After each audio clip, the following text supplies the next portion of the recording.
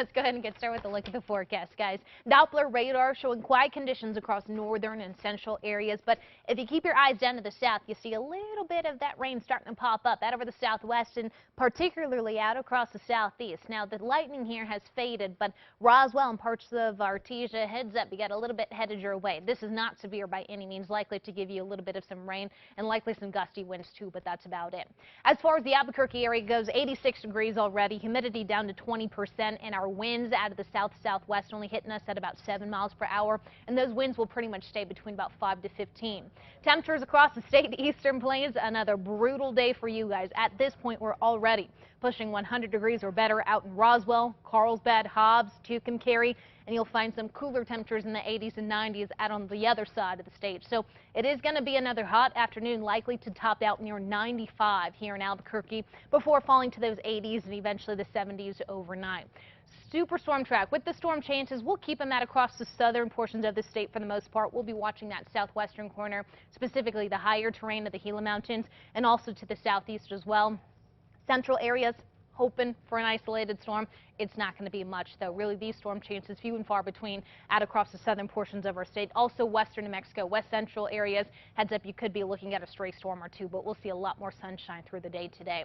As we transition into our Friday, watching a weak front slip in here, a few spot showers possible out across the eastern plains. I'm going to continue with the storm chances out over the southwest as well. A very similar day on Saturday, too. So keep that in mind as you're making your weekend plans. A few spot storms here and there to the southwest and northeast. Albuquerque in between. I'm not going with any significant rain chances. We'll be lucky to see a stray storm get in here. As far as the severe storm risk goes for today, not expecting any severe storms here in New Mexico, but if you keep your eyes up to the north and east, you'll notice the Midwest looking at the potential for some stronger storms in Iowa, as well as parts of Missouri stretching a little bit further into Kentucky and Tennessee. If you have family and friends in the yellow and orange areas, give them a heads up. Today is going to be a rocky day when it comes to those storms. So let's bring you back closer to home. We'll zoom you down to your neighborhood, southern Colorado, looking at sunshine today with high temps in the 80s. A very similar day on tap tomorrow. Northwest, sunshine today, tomorrow, and through the weekend, and those temperatures in the upper 80s to mid 90s for as far as we can see. Southwest, some spotty storms still in the forecast for you guys today. Partly sunny, but still enough heat to get us back into the 80s and 90s. Southeastern plains, some gusty storms, a good bet with temperatures toasty. 103 in Roswell, 104 in Lovington. You'll find cooler temps out across the Sacramentos.